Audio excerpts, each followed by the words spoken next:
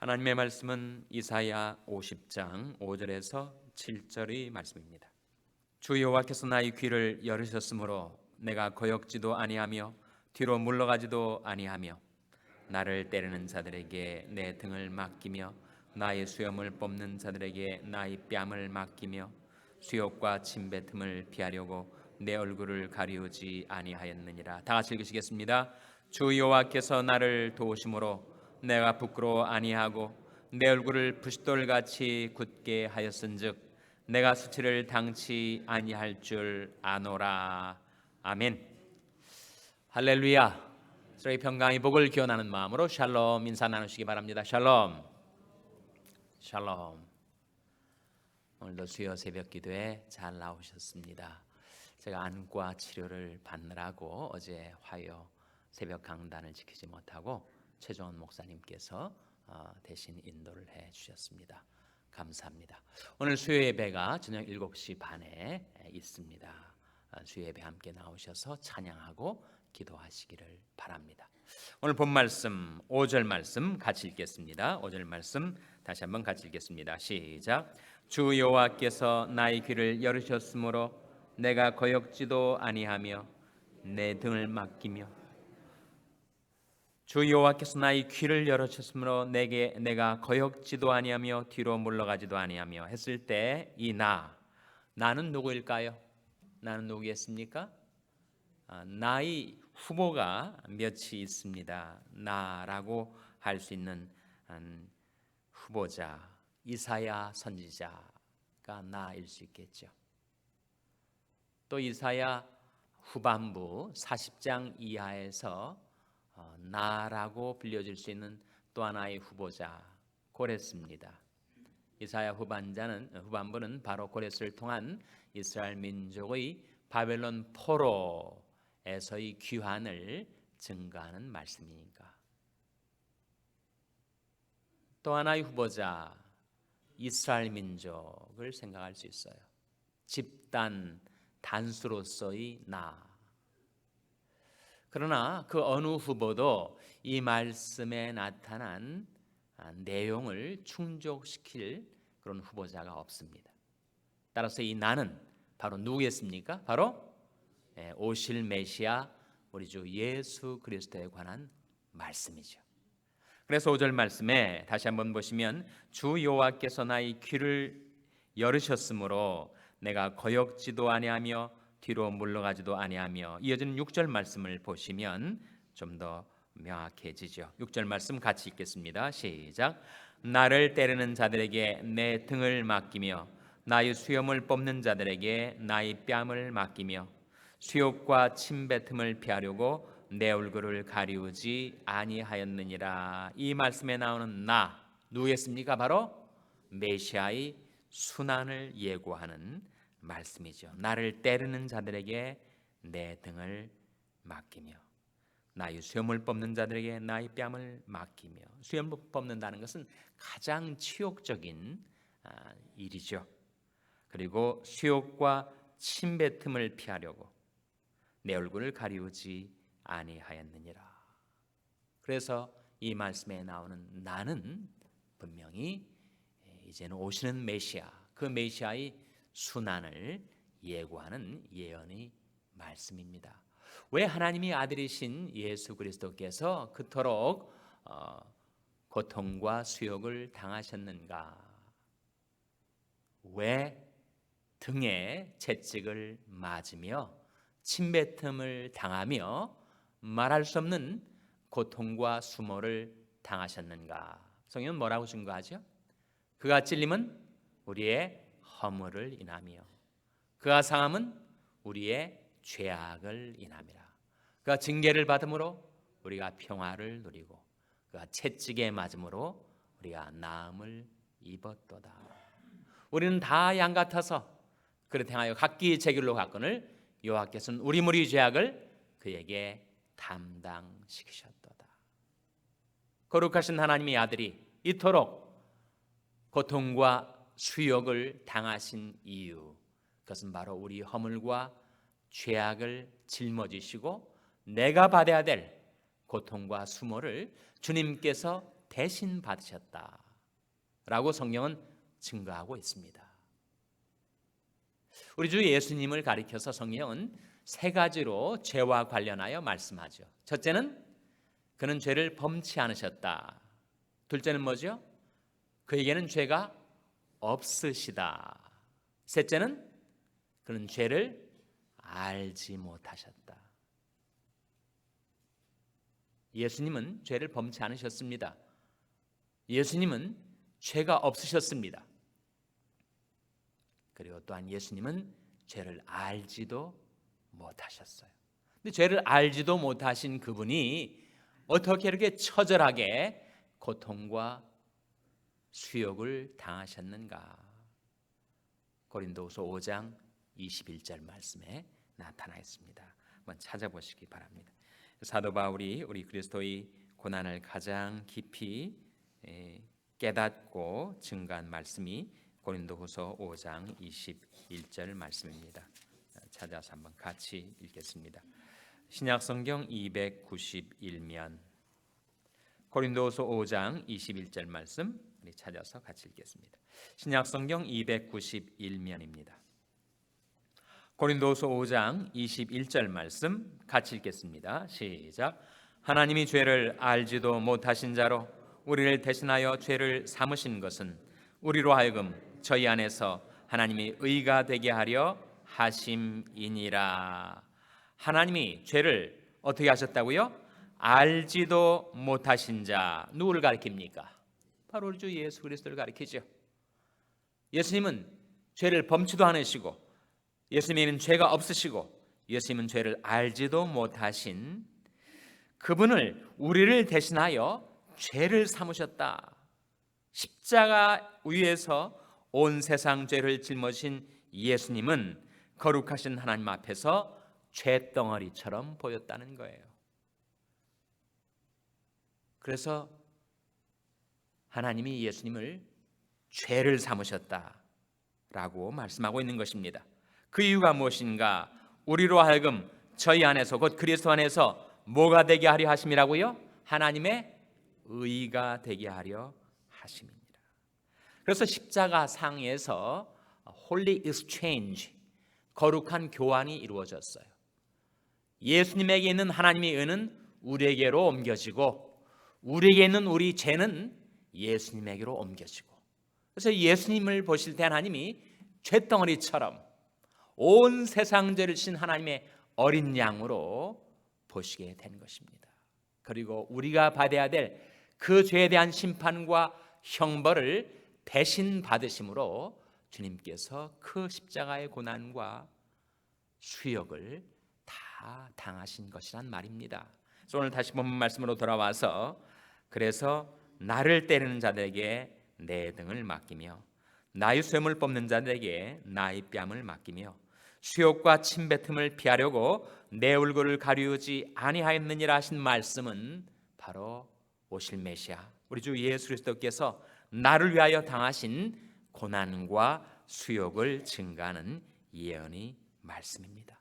과연 예수님도 우리와 같은 똑같은 인간이 되셨는데 인간의 몸으로 오신 예수님께서 어떻게 이 고난과 수욕을 다 견뎌내실 수가 있었을까? 그것이 바로 7절 말씀에 나타나 있죠. 우리 7절 말씀 같이 읽겠습니다. 시작. 주 여호와께서 나를 도우심으로 내가 부끄러워 아니하고 내 얼굴을 부싯돌같이 굳게 하였은즉 내가 수치를 당치 아니할 줄 아노라. 주님께서 그 십자가의 고난과 수모를 다 감당하시고 그 고통을 극복하실 수 있었던 비결이 무엇인가? 뭐라고 했습니까? 7절에 주 여호와께서 나를 도우심으로였습니다. 하나님의 도움, 그것이 결국은 우리 주 예수 그리스도의 부활로 나타나죠. 성경은 두 가지로 증거합니다. 하나님 예수님이 자신을 스스로 일으키셔서 부활하셨다 이렇게 증거하고, 또 하나는 하나님께서 우리 주 예수 그리스도께서 사망의 고통에 매여 있을 수가 없으므로 하나님이 그를 살리셨다. 두 가지로 증거해요. 어느 것이 맞습니까? 둘 다 맞죠. 성령이 둘 다 증거하기 때문에. 예수님이 스스로 자기를 일으키셔서 부활하셨다라고도 증거하고, 그리고 하나님이 예수 그리스도를 살려내셨다라고도 증거를 하는데, 바로 하나님의 도우심을 받아 우리 주님이 스스로를 죽음에서 부활시키신 것이죠. 그래서 하나님의 도움, 그것이 바로 예수님이 그 모든 십자가의 고난을 극복하시고 부활하실 수 있게 된 비결이었습니다. 7절 말씀에 주여와께서 나를 도우심으로 내가 부끄러워 아니하고 내 얼굴을 무엇같이 굳게 하였다고요? 부싯돌같이 굳게 하였다. 어렸을 때 요즘처럼 아이들이 장난치면서 부싯돌 가지고 서로 부딪혀 가지고 불을 내게 할 정도로 가장 단단한 돌이 부싯돌이었단 말이죠. 그러니까 예수님이 스스로의 얼굴을 부싯돌같이 굳게 하셨기 때문에 주님에게 쏟아지는 그 모든 수욕과 수치를 어떻게 하지 않았다고요? 부끄러워하지 않았어요. 개의치 않으셨습니다. 자기에게 떨어지는 그 수치를 오히려 주님은 무시하셨습니다. 성령은 증거예요. 히브리서 12장에 이런 말씀을 기억하시죠? 믿음의 주여 또 온전케 하시는 이인 예수를 바라보자. 저는 그 앞에 있는 즐거움을 위하여 십자가를 참으사 부끄러움을 어떻게 하셨다고요? 개의치 아니하시더니 하나님 보좌 우편에 앉으셨느니라. 거기에 예수님께서 부끄러움을 개의치 아니하셨다를 영어 성경은 번역하면서 despise shame이라고 번역을 합니다. 즉 shame, 부끄러움을 despise 하셨다, 무시하셨다, 멸시하셨다. 내가 하나님의 뜻을 받들어서 인류의 죄를 대속하는 그 사명을 감당하는 과정에 다가오는 그 모든 수욕과 부끄러움을 나는 전혀 개의치 않는다, 오히려 그것을 무시한다 라고 말씀하시면서 그 앞에 있는 즐거움, 그 부활의 즐거움, 많은 하나님의 아들 이끌어 하나님의 구원의 영광에 들어오게 하는 그 즐거움을 내어다 보시고 십자가를 참으실 수가 있으셨다.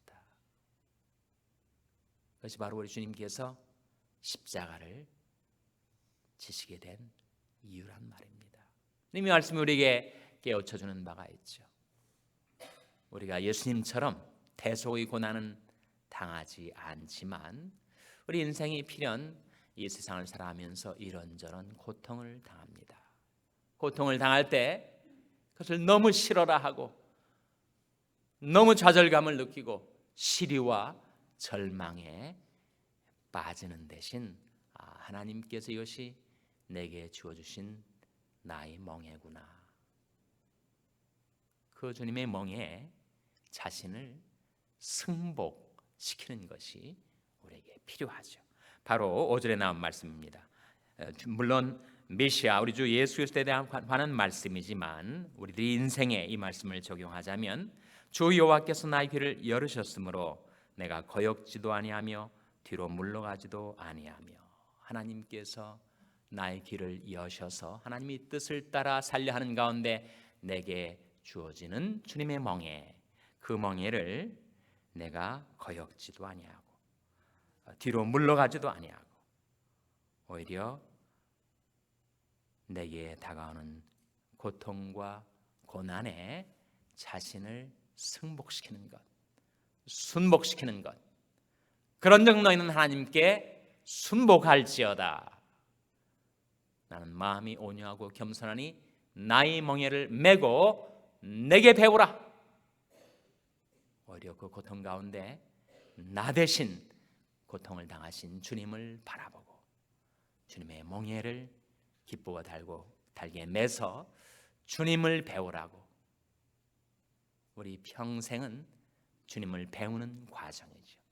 우리 앞서 주님께서 그렇게 평생 배우며 사셨다고 성경은 증거합니다. 그가 아들이시라도 받으신 고난으로 순종함을 배워서, 하나님이 아들이시만 받으신 고난으로 순종함을 배우셨던 것처럼 인생이 생로병사의 과정을 거치면서 다가오는 그 모든 고통과 어려움을 하나님께서 나를 단련하시기 위하여, 내게 인내를 배우게 하시기 위하여 내게 허락하시는 고통이구나.